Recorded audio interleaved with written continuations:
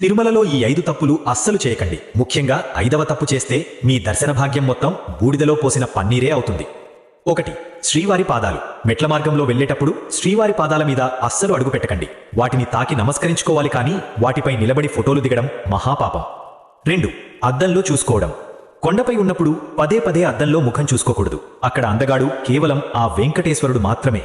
మన అహంకారాన్ని తగ్గించుకోవడానికే ఈ నియమం. 3. తలలో పువ్వులు.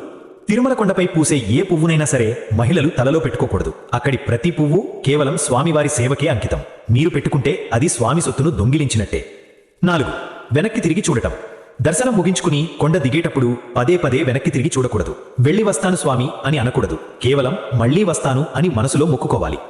5. కళ్ళు మూసుకోవడం. గర్భగుడిలో స్వామి ముందున్నప్పుడు కళ్ళు మూసుకోకండి.